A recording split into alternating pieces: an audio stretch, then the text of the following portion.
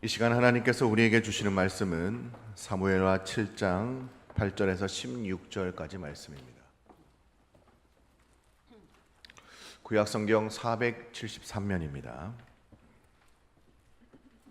사무엘하 7장 8절에서 16절까지 말씀을 제가 봉독해 드리도록 하겠습니다. 그러므로 이제 내 종 다윗에게 이와 같이 말하라. 만군의 여호와께서 이와 같이 말씀하시기를 내가 너를 목장 곧 양을 따르는 데에서 데려다가 내 백성 이스라엘의 주권자로 삼고 내가 가는 모든 곳에서 내가 너와 함께 있어 내 모든 원수를 내 앞에서 멸하였은즉 땅에서 위대한 자들의 이름같이 내 이름을 위대하게 만들어 주리라. 내가 또 내 백성 이스라엘을 위하여 한 곳을 정하여 그를 심고 그를 거주하게 하고 다시 옮기지 못하게 하며 악한 종류로 전과 같이 그들을 해하지 못하게 하여 전에 내가 사사에게 명령하여 내 백성 이스라엘을 다스리던 때와 같지 아니하게 하고 너를 모든 원수에게서 벗어나 편히 쉬게 하리라. 여호와가 또 내게 이르노니 여호와가 너를 위하여 집을 짓고 내 수완이 차서 내 조상들과 함께 누울 때에 내가 내 몸에서 날 내 씨를 내 뒤에 세워 그의 나라를 견고하게 하리라. 그는 내 이름을 위하여 집을 건축할 것이요 나는 그의 나라 왕위를 영원히 견고하게 하리라. 나는 그에게 아버지가 되고 그는 내게 아들이 되리니 그가 만일 죄를 범하면 내가 사람의 매와 인생의 채찍으로 징계하려니와 내가 내 앞에서 물러나게 한 사울에게서 내 은총을 빼앗은 것처럼 그에게서 빼앗지는 아니하리라. 내 집과 내 나라가 내 앞에서 영원히 보존되고 내 왕위가 영원히 견고하리라 하셨다 하라. 아멘. 오늘 말씀을 생각하면서 한번 따라하겠습니다. 하나님, 이 모습 이대로 드리겠습니다. 아멘. 사람들은 누구에게 은혜를 입으면 은혜를 갚아야 한다라는 그런 부담을 가지게 됩니다. 경조사 때 특히 우리가 부조를 하는데요. 그러면 대개 우리는 그분들의 명단을 노트에 기록해 두고 나중에 거기에 상응하는 부조를 하기도 합니다. 우리나라 사람들은 이러한 상부상조의 정신에 따라서 어려운 일을 치르는 좋은 전통을 가지고 있습니다.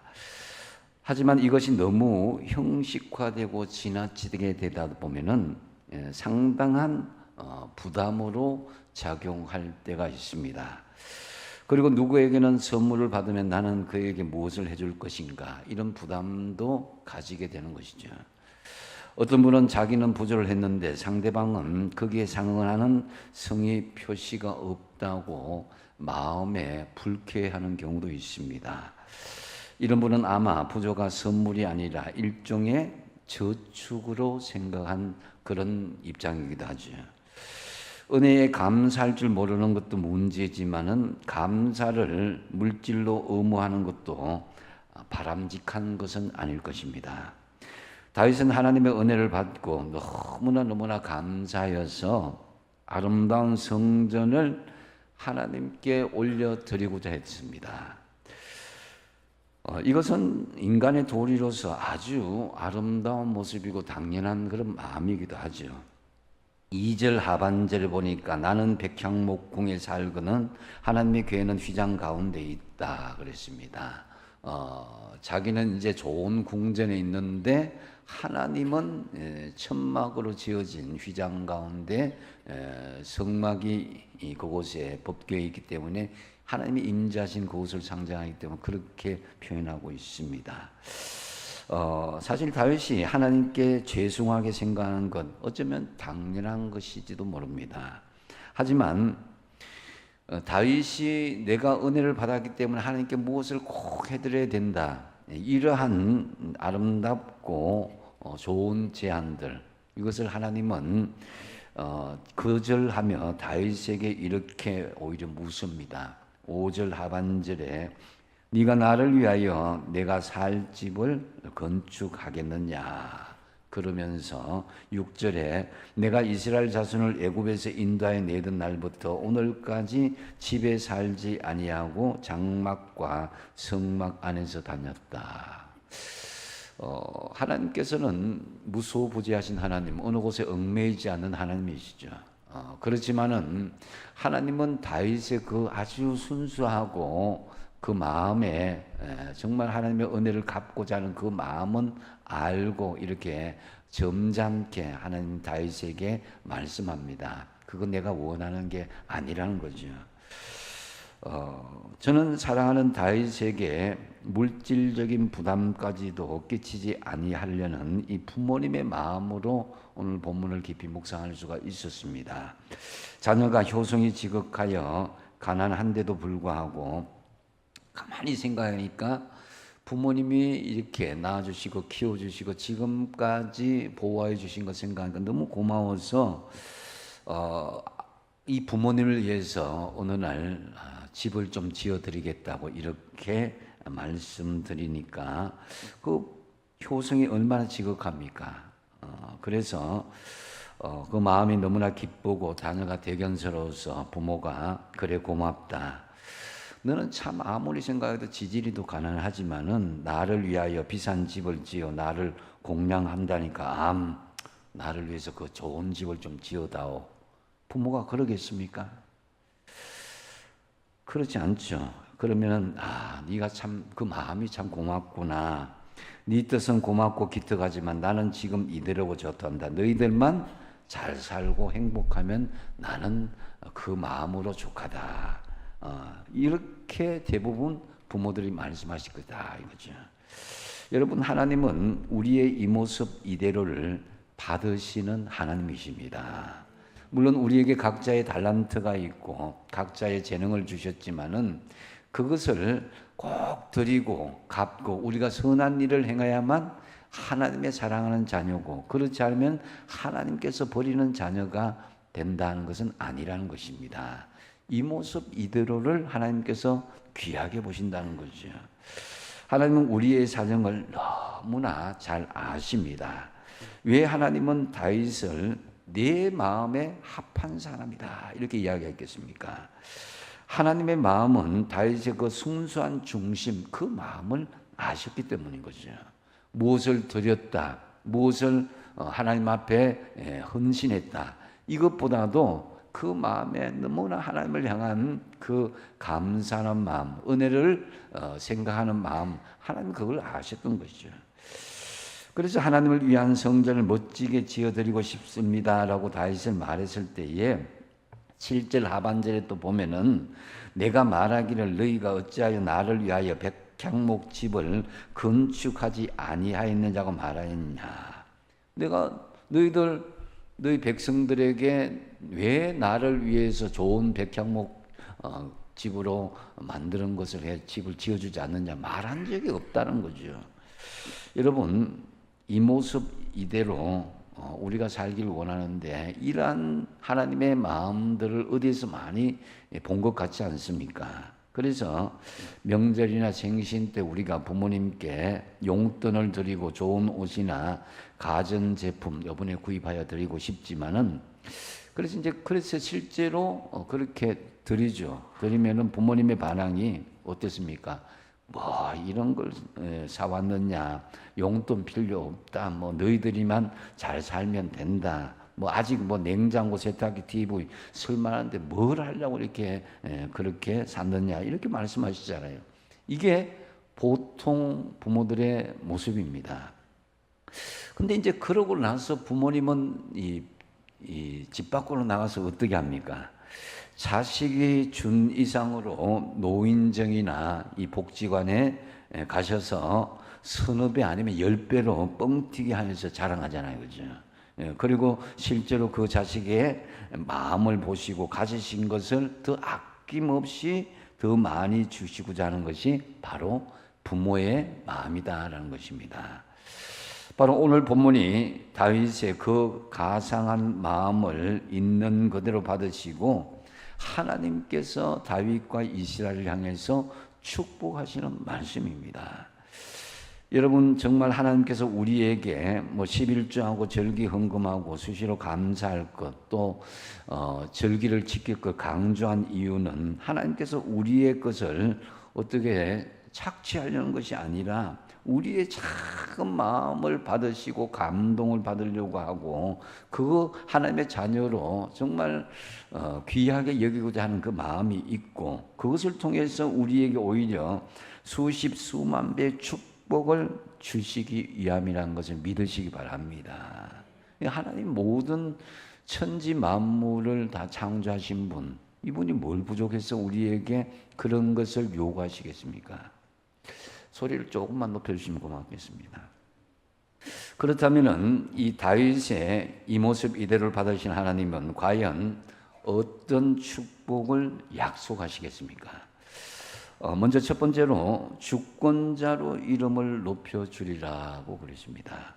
8절 말씀에 보니까 그러므로 이제 내 종 다윗에게 이와 같이 말하라. 만군의 여호와께서 이와 같이 말씀하시기를 내가 너를 목장 곧 양을 따르는 데에서 데려다가 내 백성 이스라엘의 주권자로 삼겠다 그랬습니다.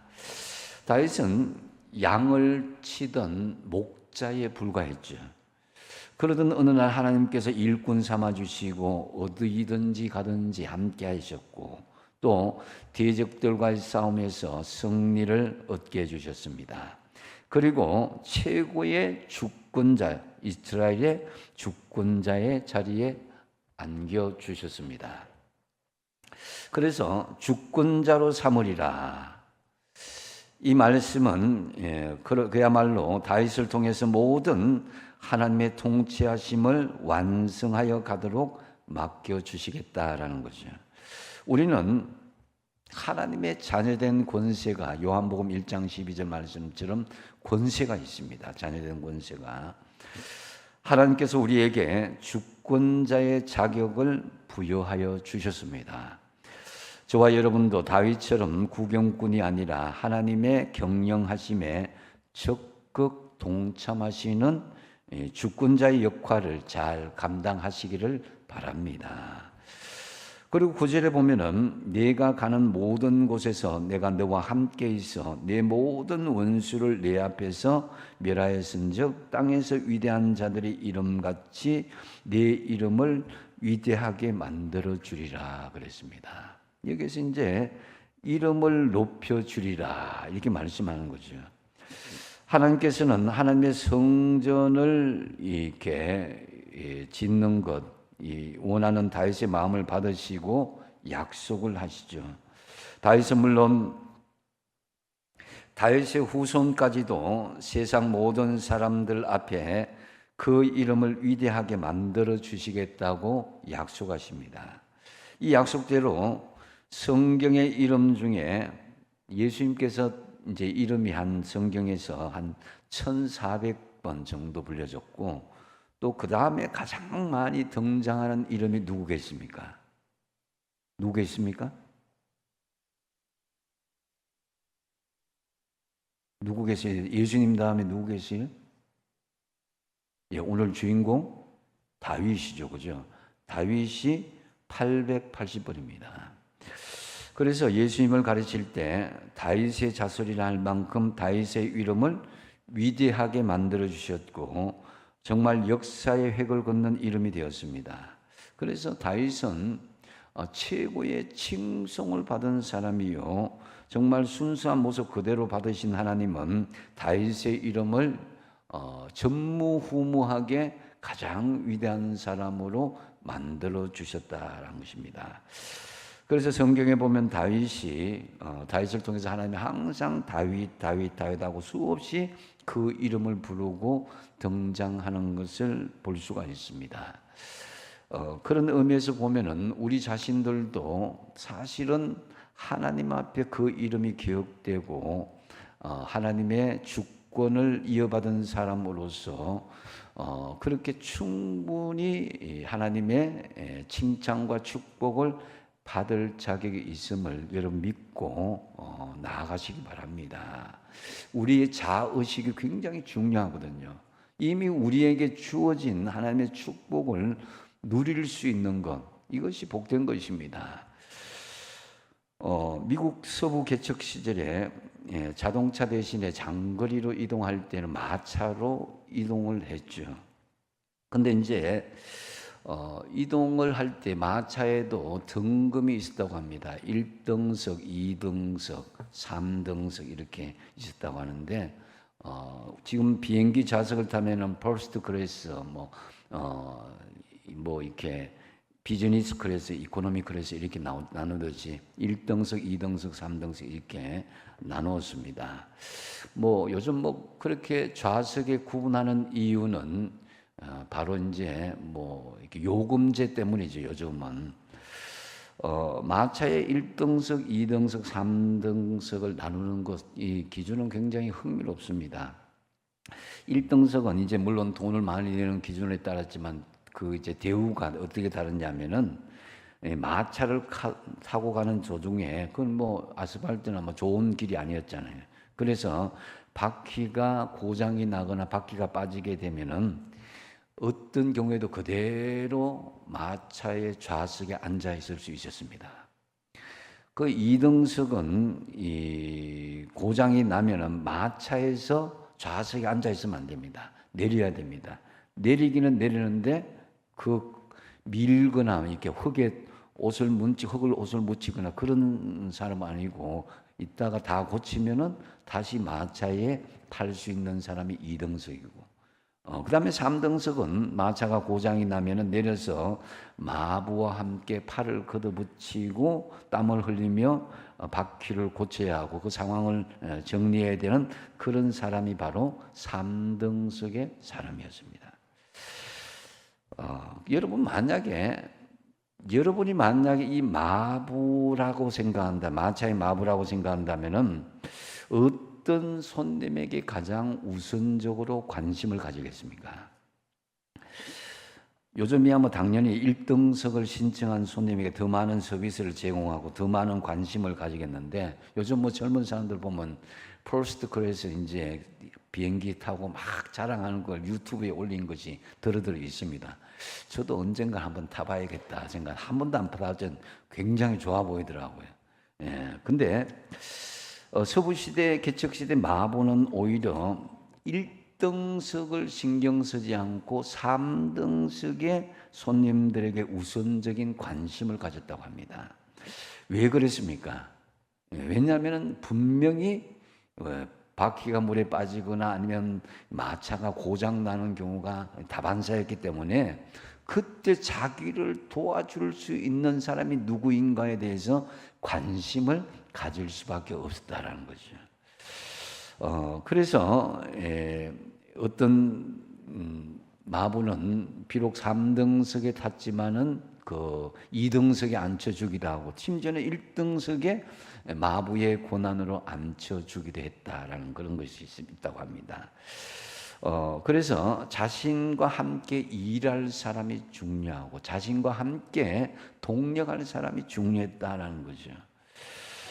그래서 여러분은 지금 하나님 보시기에 내가 세상적으로는 1등석, 2등석, 3등석으로 구분되어 있는지 몰라도 하나님은 세상적인 3등석에 앉아 있을지라도 하나님과 함께하고 하나님의 마음을 합한 마음을 가지고 있다면은 하나님께서 그 사람과 함께 그 사람을 높여주는 줄로 믿으시기 바랍니다.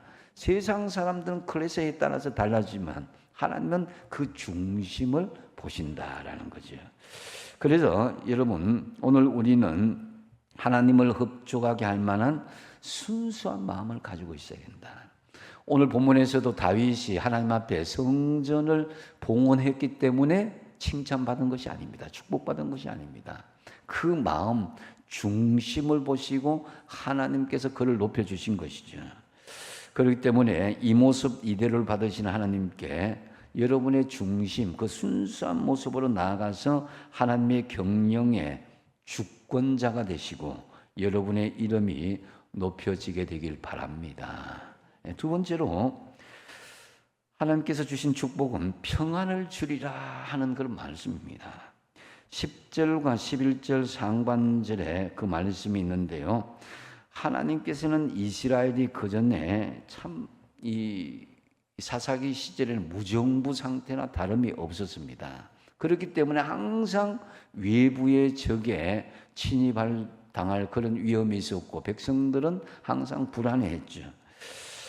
근데 이제 이 다윗이 이제 그 왕으로 있을 때부터는 안정과 평화가 되는 나라가 되게 할 것이다. 그래서 내가 너를 모든 원수에서 벗어나 편히 쉬게 하리라 그랬습니다. 그래서 11절 상반절에 보면 그렇게 말씀하고 있죠. 그래서 이 안정과 평화가 넘치는 나라가 되게 하리라. 안정과 평화, 그것이 바로 편안한 그런 상태를 주시겠다라는 거죠.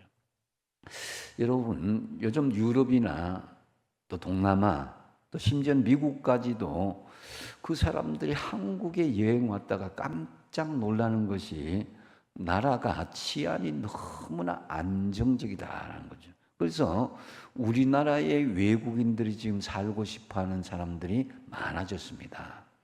나라가 많이 평안해지고 치안이 좋아졌다는 거죠. 자, 이 설문조사 기관인 한국갤럽에서 한국인의 종교의식에 가서 조사하면서 당신에게 이 종교가 있다면 왜 종교를 믿는가? 이유를 물어봤어요. 물어보니까 다양한 응답 중에서 67.9%가 평안을 얻기 위해서 종교를 가진다. 이렇게 이야기했다고 합니다. 그러니까 사람들이 종교를 갖는 이유는 평안이라는 그런 목적을 가지고 있다는 거죠. 이 대답은 세상에 뒤집어 보면 평안이 없다라는 말씀이죠. 여러분은 평안하시고 진정 행복하십니까? 그러나 여기서 알아야 할 것은 세상에는 진정한 지속 가능한 끝까지는 항구적인 평안은 없습니다. 로마의 초대 왕인 아우구스투스는 절대 권력과 부귀영화를 누렸습니다. 그렇지만 늘 불안하고 불면증에 시달렸습니다. 그러던 어느 날 황제는 한 남자가 빚더미 위에서도 잠을 편안하게 잔다는 소식을 들었습니다. 그래서 부하들을 시켜서 그 남자가 사용하는 침대를 좀 사오라고 그렇게 명령을 했습니다. 빚더미 있으면 우리가 잠도 못 자고 이렇게 불면증에 시달릴 텐데 그 남자는 빚이 많은데도 그 침대에서 잠을 잔다는 소식을 들었던 것이죠. 그래서 그 침대를 사와서 아우구스투스 황제가 잠을 자고자 했지만은 여전히 불면증에 시달렸다고 합니다. 이런 절대 권력을 가진 왕도 평안할 수 없는데 그렇다면 우리 보통 사람들은 어떻게 평안할 수가 있겠습니까? 우리가 잘 아시는 말씀을 한번 같이 읽어볼까요? 빌립보서 4장 6절 7절 같이 읽어보겠습니다. 시작. 아무것도 염려하지 말고 다만 모든 일에 기도와 간구로 너희 구할 것을 감사함으로 하나님께 아리라. 그리하면 모든 지각에 뛰어난 하나님의 평강이 그리스도 예수 안에서 너희 마음과 생각을 지키시리라. 아멘.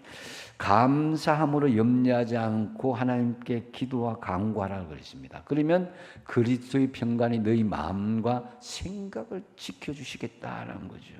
그래서 이것은 바로 하나님과의 관계를 계속하는 것을 이야기합니다. 감사함으로 기도와 간구를 하나님께 나아간다는 것은 그 속내를 하나님 앞에 가감없이 털어놓을 때에 주님께서 주시는 평강이 우리 마음과 생각을 가운데 지켜주신다는 거죠.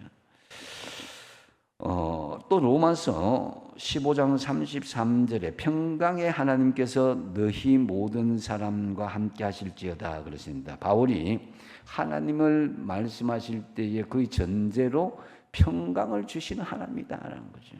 또 데살로니가 3장 16절에 평강의 주께서 평강을 주시는 주님께서 때마다 일마다 너희에게 평강을 주시고 주께서 너희 모든 사람과 함께 하시길 원하노라고 이렇게 사도 바울이 축복을 하고 있습니다.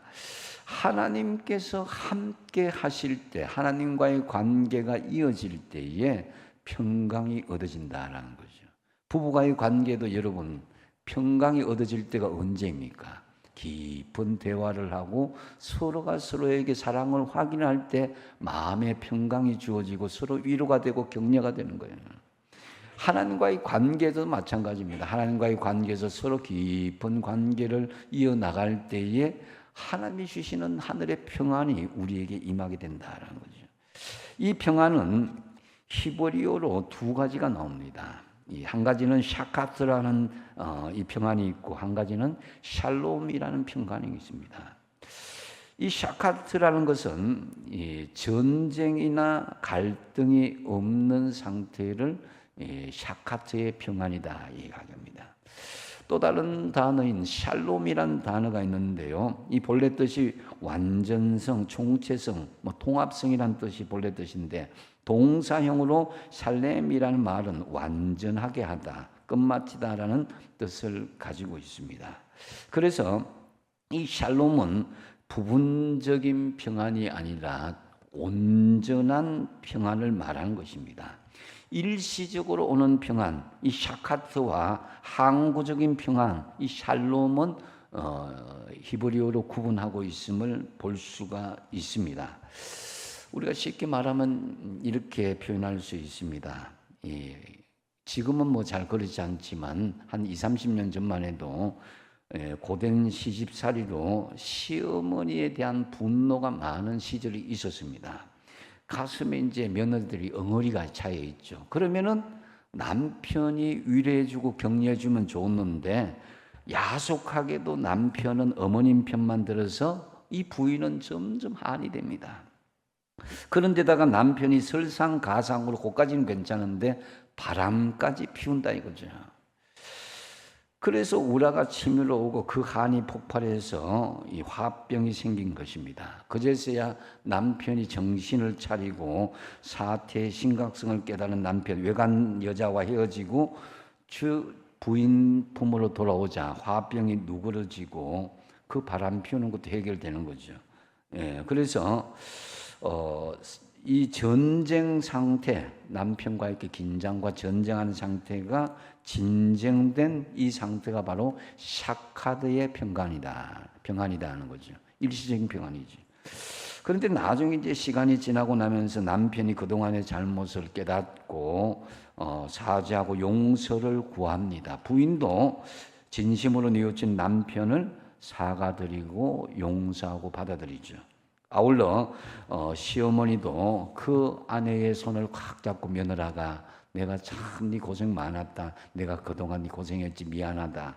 이렇게 할 때에 시어머니와의 관계가 회복되는데 이런 상태가 바로 샬롬이다라는 거죠. 항구적인 평안이다. 샤카드는 일시적인 평안이지만은 샬롬은 항구적인 평안이다라는 거죠. 여러분 이 샬롬의 평안, 이 적극적인 평안, 속에 감추어졌던 문제의 원인을 다 해결하고 어떤 정상과 아픔도 다 치료되는 그런 평안을 이야기합니다. 저와 여러분에게도 이런 샬롬의 평안이 있기를 축복드립니다. 그러나 우리에게 정말 이런 환경은 쉽게 변하지가 않게 되죠. 바로 다윗이 순수한 그 모습 그대로 나가자 다윗과 하나님 사이에 평안, 이 샬롬의 평안이 임하게 되었던 것인데요.